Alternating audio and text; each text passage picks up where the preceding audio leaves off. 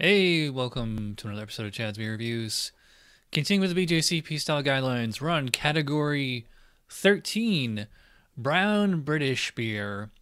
It's a very long description, so I'm not going to put it here, and we're going to have to skip style 13A dark mild for now because you can't get any in America, or at least here in Florida where I live, unless you can get one made by an American brewery. But I think I may have a hookup in the UK, so if they send it over to me, then we'll definitely come back and review 13A, but we have to skip it for now. So moving to 13B, British Brown Ale. Overall impression, a malty, brown caramel-centric British ale without the roasted flavors of a porter.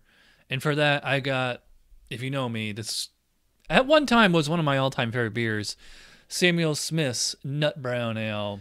Comments, a wide-ranging category with different interpretations possible, ranging from lighter colored to hoppy to deeper, darker, and caramel focus. However, none of the versions have strongly roasted flavors. Keep reading if you want. And the history, they talk about, there's a difference between London Brown Ale, which is like a super sweet beer, but, light in alcohol. This is more standard, as far as alcohol character. Characteristic ingredients, British mild ale or pale ale malt based with caramel malts. May also have small amounts of darker malts. For example, chocolate to provide color in the nutty character. English hop varieties are most authentic. Style comparison, more malty balanced than British bitters with more malt flavors from darker grains. Stronger than a dark mild, less roast than an English porter. Stronger, much less sweet than the London Brown Ale. 20-30 IBUs, 12 to 22 SRM. All right, so getting back to our Samuel Smith's. Got a nice looking beer there. All right, so back to the aroma. All right, so fairly sweet, brown malt, definitely nothing roasty. And actually it's surprising, the hops are still kind of in there. I'm getting like a little bit of a floral. It has that, I think the Samuel Smith's, I think they use the same yeast strain for like pretty much all their beers. So it has like that, Samuel Smith's smell to it. And also they use well water, which might be part of it too. So it's not quite as aromatic as I remember. I thought it was gonna be like just a sweet bomb, but yeah, I mean, it's pretty nice. Let's check the specs. Aroma, light sweet malt flavor, light sweet malt aroma with toffee, nutty, or light chocolate notes with light to heavy caramel quality. A light, man, they use the word light in here a lot. A light but appealing floral, earthy hop aroma may also be nice, all right. A light fruity aroma may be evident but should not dominate. I'm gonna go 9 out of 12 on aroma. Appearance, well, obviously it's brown. Actually, it looks a little bit more ruby. Let me see what we got in the sunlight here. Well, in the sunlight, yeah, it's more of a straight brown. Let's see what the color is. I'll say like 22 SRM. It's fairly clear. It's definitely getting a little bit of haze because it's kind of old. And, like you saw when I poured it, you saw the head on there. So big foamy head on there. It's about a thumb width now, kind of a yellowish, tan kind of color. Let's check the specs. Appearance, dark amber to dark reddish brown color. I would say, yeah, reddish brown. Clear. A little hazy. Low to moderate off-white to light tan head. Okay, so, I mean, it looks really good to me, even though it's not crystal clear.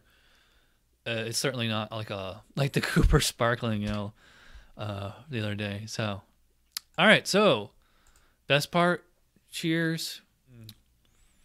Definitely not as robust as I remember.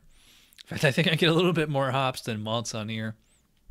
The whole first half it's just kind of this general brown ale, brownish, brown malty thing. Much drier than I remember. It's the sweetness actually kind of comes like in the aftertaste. A little bit of little toffee, caramel, chocolate, something like that. But I remember it being like way up here, and like now it's like, yeah. So I'm getting a little bit of like a toasty character on it. Those English hops are still holding up there. It's surprising because usually old beer, hops drop, not malt, but it seems to be kind of the opposite on this. Nice lacing on the glass, by the way. So, brown ale, slightly toasty. I don't know if I'd go as far as say nutty. Again, like maybe if it was a fresh bottle, it'd be really nutty. Really light, those confectionery flavors, and the hops are. It's not especially bitter. In fact, it's not really bitter at all. I think the website said it was like 20, 22 IBUs. So, enough to give some balance to it, but it's It's not like a Dogfish Head Indian brown now. It does have like a little bit, which is nice. It has a little bit of this fruity flavor on the finish, and kind of like combining with the hop flavor is like earthy, floral. Like I get almost citrusy, but not. But everything works really well together. It is not nearly as delicious as I remember it being, but again, the bottle's 6 months old, so who knows.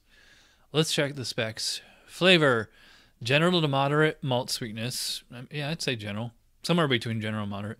With a light to heavy caramel character and a medium to dry finish. True. Yeah, light caramel, dry finish. True. A malt may also have a nutty toasted biscuit, toffee, or light chocolate character. Yeah, like a really, really subtle character of all that. Medium to medium low bitterness. True, I agree with that. Malt hop balance ranges from even to malt focused. Yeah, I'd say about even. Hop flavor, low or none. Floral or earthy qualities. Yeah, exactly what I just said. Yeah, low. Well, it seems high because the malt is low on here. Low to moderate fruity esters can be present. True. All right, so it is banging on all cylinders. So it's absolutely there for spec. It's just not, like I said, it's just not delicious. But it's not bad at all. Like I'm not getting any, off flavor or anything like that. So, I'm going to say 15 for flavor. 9 years ago, that would have been like a 19 or a 20.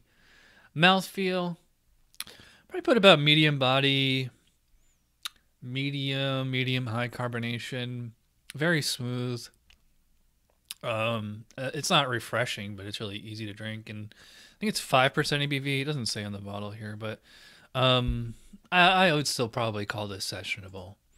Let's check the specs. Mouthfeel, medium light to medium body, medium to medium high carbonation. That's all it says. All right, so it's right there for the mouthfeel. The aftertaste is pretty clean, just slightly starchy, but yeah. I'll go 4 out of 5 on mouthfeel. Overall impression, I'll say 8, which, again, it's like I'm not enjoying this at an 8, but it's living up to the specs as an 8, and if you can get it fresh, it's usually a 10. So, all right, so that's a total score of 39 out of 50 for Samuel Smith's Nut Brown Ale. I like it. If you can find a fresh bottle of this, pick it up all day long. You'll have good luck. All right, so thanks for watching. I'll see you guys later. Cheers.